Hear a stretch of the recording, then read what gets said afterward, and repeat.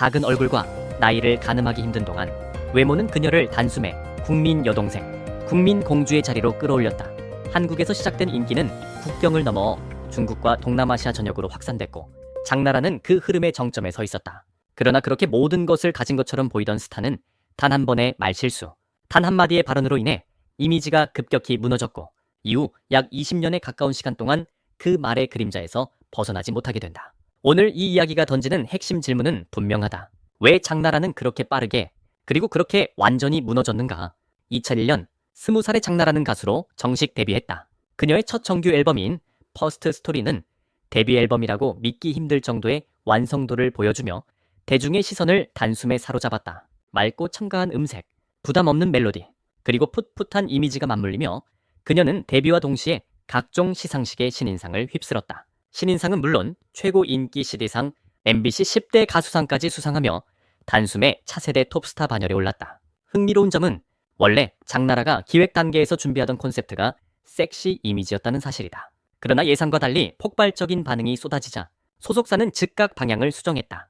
장나라에게 입혀진 옷은 청순, 동안, 밝고 착한 소녀 이미지였고 이 선택은 결과적으로 그녀의 커리어를 초고속으로 정상 궤도에 올려놓는 결정적인 계기가 된다. 가수로서 입지를 다진 뒤 장나라는 곧바로 배우로서도 폭발적인 성과를 거둔다. SBS 드라마 명랑소녀 성공기는 동시간대 시청률 약 42%에 달하는 기록을 쓰며 사회적 신드롬으로 번졌다. 장나라는 이 작품을 통해 국민 명랑소녀라는 별명을 얻었고 아이돌 출신 연기자라는 편견을 단숨에 벗어던지며 대중의 신뢰를 받는 주연 배우로 자리잡았다. 이어 출연한 드라마 내 사랑 팥쥐에서는 한층 더 달콤하고 사랑스러운 이미지를 확고히 했고 이 드라마의 OST인 스위트 드림은 무려 40만 장 이상 판매되며 음원과 음반 시장까지 장악했다. 드라마와 OST가 동시에 대성공을 거두는 사례는 당시에도 매우 드물었고 이는 한국 방송 역사에서도 손에 꼽히는 기록으로 남았다. 이 시기 장나라는 가수와 배우 두 영역을 동시에 정상에 올려놓은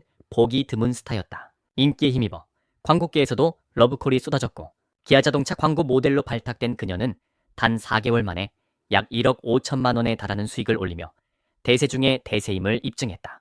그러나 화려한 상승세 속에서도 그림자는 서서히 드리우기 시작했다. 한 한국 네티즌이 온라인에 장나라가 어린 나이에 낙태 경험이 있다는 폭로성 글을 올리면서 그녀의 깨끗한 이미지에 처음으로 균열이 생긴다. 이 루머에 대해 장나라의 아버지는 즉각 강경 대응에 나섰다. 그는 직접 팬카페에 장문의 성명을 올리며 해당 주장을 전면 부인했고 자신이 항상 딸의 곁을 지키고 있으며 혹시 자리를 비울 때에도 보디가드가 모든 동선을 보고할 만큼 철저히 관리하고 있다고 강조했다. 명확한 증거가 나오지 않았던 탓에 이 루머는 시간이 지나며 자연스럽게 수그러들었지만 이 과정에서 한 가지 인식이 대중에게 각인된다. 바로 부모, 특히 아버지의 과도한 개입이 처음으로 문제로 인식되기 시작했다는 점이다. 이는 훗날 반복적으로 불거지게 될 갈등의 예고편과도 같았다. 이후 장나라는 영화 분야에서도 연이어 성공을 거둔다. 영화 엽기적인 그녀 이후 흥행작으로 평가받은 귀여운 여학생의 사랑 이야기에 출연해 또 한 번 관객들의 선택을 받았고 해당 작품은 흥행 1위를 기록하며 박스오피스를 장악했다. 이 영화로 장나라는 대종상 영화제에서 여우주연상과 신인상 후보에 동시에 오르며 연기력까지 공식적으로 인정받는다. 가수와 배우 두 영역 모두에서 정점을 찍은 그녀는 가요와 연기를 모두 제패한 차세대 천우라는 평가를 받으며 명실상부한 커리어의 절정에 도달한다. 바로 이 전성기의 한가운데에서 장나라는 새로운 무대로 향하게 된다. 중국 진출은 그녀 개인의 선택이라기보다 아버지의 전략적 판단에 가까웠다. 중국에서 2달만 촬영하고 오자는 말로 시작된 이 결정은 훗날 장나라 스스로가 속아서 중국에 가게 됐다고 표현하게 되는 발언의 씨앗이 된다. 비행기 공포증이 있던 장나라는 비행기를 타지 못해 무려 25시간 동안 배를 타고 중국에 입국했고 그렇게 도착한 중국에서 그녀는 사실상 한류 1세대 스타로 활동을 시작한다. 당시만 해도 중국에서 활동하는 한국 연예인은 극히 드물었기에 장나라는 단숨에 희소성과 화제성을 동시에 얻게 된다. 2004년에는 외국인으로서는 매우 이례적으로 중국 홍보대사로 위촉되며 상징적인 위치에까지 오른다.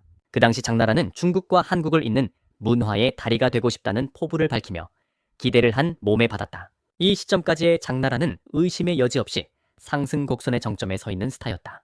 중국에서의 첫 대형 논란은 장나라가 현지에서 쌓아 올리던 이미지에 처음으로 본격적인 균열을 낸 사건이었다. 2004년 장나라는 중국 창춘에서 열린 식품 박람회 개막 공연에 초청을 받았다. 당시 그녀의 이름값을 고려하면 행사 측과 관객 모두 큰 기대를 걸고 있었지만 정작 개막 공연 당일 장나라는 화장을 하지 않았다는 이유로 무대에 오르지 않았다. 이미 일정이 공지된 상황이었고 현장에는 그녀를 보기 위해 모인 관객과 취재진이 가득했지만 공연은 그대로 무산됐다. 문제는 여기서 끝나지 않았다.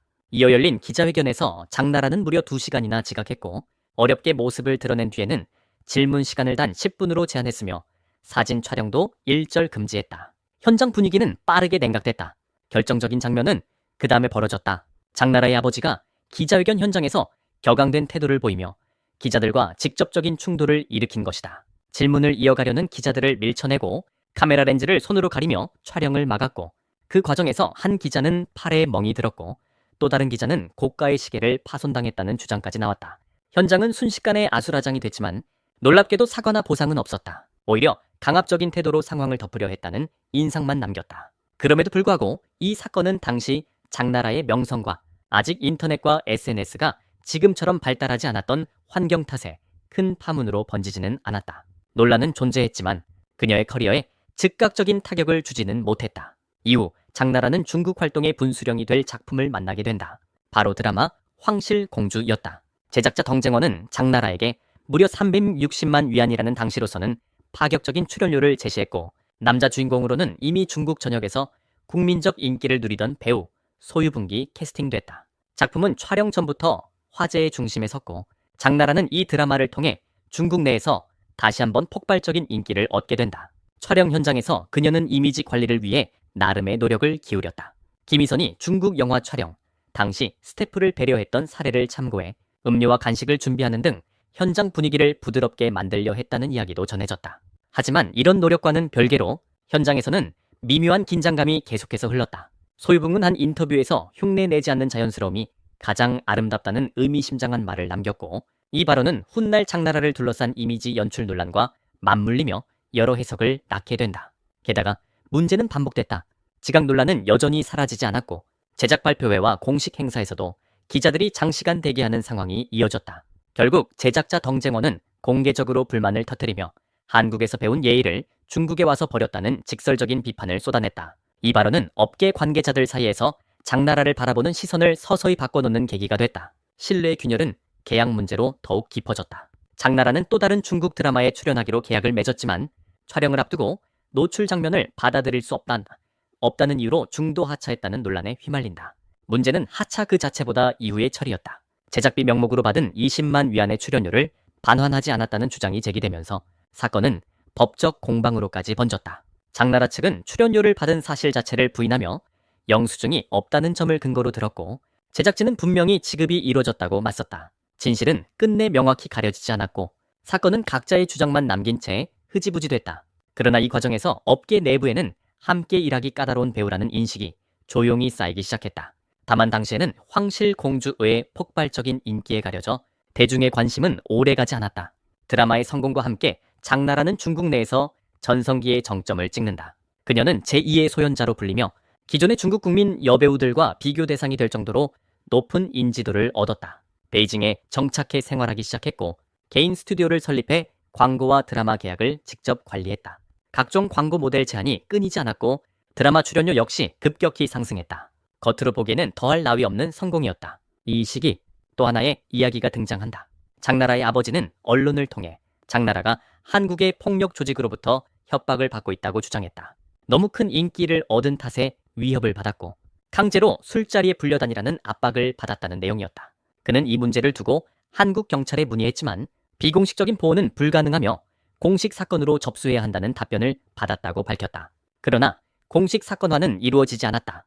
대신 그는 연예인은 위협을 받아도 제대로 보호받지 못한다는 프레임을 만들어 여론에 호소했고 이 발언은 중국 팬들 사이에서 상당한 동정 여론을 불러일으켰다. 장나라는 다시 한번 피해자의 위치에 서게 됐고 비판의 목소리는 잠시 잠잠해졌다.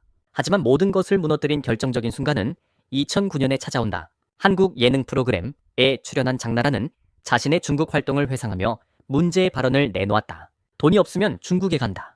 제작비가 부족할 때는 중국에서 번다는 취지의 말이었다. 한국 예능 특유의 과장된 분위기 속에서 나온 말이었지만 이 발언은 곧바로 중국으로 전해졌고 맥락은 사라진 채 문장만 남았다.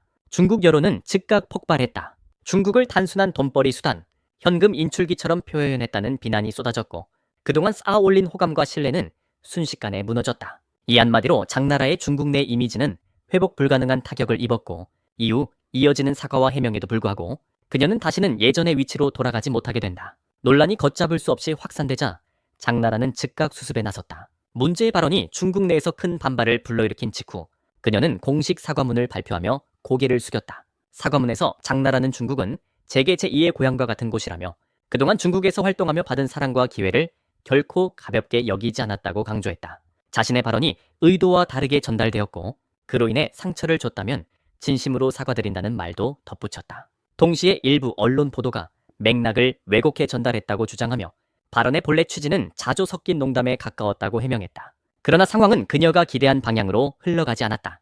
여론은 이미 차갑게 식어 있었고 오해였다는 설명은 받아들여지지 않았다. 장나라는 이미지 회복을 위해 중국 전통 의상인 치파오를 입은 화보를 촬영하며 친중 메시지를 다시 한번 강조했지만 이 시도 역시 진정성보다는 보여주기식 대응이라는 비판을 불러왔다. 한번 무너진 신뢰는 쉽게 돌아오지 않았고 대중의 반응은 냉담했다. 사과는 있었지만 그 사과가 도달해야 할 곳에는 이미 벽이 세워진 뒤였다. 중국에서 사실상 설 자리를 잃은 장나라는 다시 한국으로 돌아와 활동을 재개하려 했다. 그러나 이미 흐름은 바뀌어 있었다. 과거처럼 방송과 광고가 몰려오던 시절은 끝났고 복귀 이후에 행보는 조용했다. 작품에 출연해도 화제성은 예전과 비교할 수 없을 만큼 낮았고 대중의 관심 역시 쉽게 돌아오지 않았다. 대신 그녀의 이름은 작품보다 열애설과 결혼설 같은 사생활 루머와 함께 언급되는 일이 잦아졌다. 끊임없이 떠도는 소문의 장나라는 여러 차례 직접 해명해야 했고 그 과정에서 존재감은 점점 희미해졌다. 결국 2022년 그녀는 비연예인으로 사진 관련 일을 하는 연하의 남성과 결혼을 공식 발표하며 긴 독신 생활에 마침표를 찍었다. 결혼 소식은 축하를 받았지만 그것이 그녀의 커리어를 다시 조명하는 계기가 되지는 못했다. 시간이 흐른 뒤에도 논란의 그림자는 완전히 사라지지 않았다. 최근 온라인을 중심으로 장나라를 둘러싼 극단적인 루머들이 다시 확산되기 시작했다. 이른바 잠재 규칙에 연루됐다는 주장, 수백 차례 성상납을 했다는 이야기, 심지어 1년에 9번이나 낙태를 했다는 자극적인 소문까지 등장했다. 상식적으로나 현실적으로 납득하기 어려운 과장된 이야기들이었지만 문제는 이런 루머가 완전히 허공에서 사라지지 않는다는 점이었다. 이미 한 차례 신뢰가 무너진 인물에게는 사실 여부와 상관없이 가장 자극적인 이야기들이 쉽게 덧씌워진다. 장나라 역시 그 굴레에서 자유롭지 못했다. 과거의 발언 하나가 만들어낸 균열은 시간이 지나도 완전히 봉합되지 않았고 그 틈으로 온갖 확인되지 않은 이야기들이 스며들었다. 이 지점에서 장나라의 이야기는 단순한 개인사의 문제가 아니라 하나의 교훈으로 남는다. 장나라는 결코 악인이 아니었고 누군가를 해칠 의도로 문제의 말을 꺼낸 것도 아니었다. 다만 그녀는 자신의 말이 지니는 무게를 충분히 인식하지 못했고 자신을 바라보는 대중의 감정이 얼마나 섬세하고 복잡한지 계산하지 못했다. 스타에게 요구되는 것은 단순한 실력이나 성과만이 아니다. 때로는 실력보다 태도가 더 오래 기억되고 인기보다 존중이 더 큰 가치를 지닌다. 공주는 사랑받는 동안에만 공주일 수 있다. 한 번 신뢰를 잃은 뒤에는 아무리 많은 사과와 노력을 기울여도 다시 같은 자리에 오르기는 거의 불가능에 가깝다. 장나라의 굴곡진 행보는 그 사실을 가장 선명하게 보여주는 사례 중 하나다. 오늘 이야기는 여기까지다. 여러분은 장나라의 선택과 몰락을 어떻게 바라보고 있는가? 댓글로 여러분의 생각을 나눠주길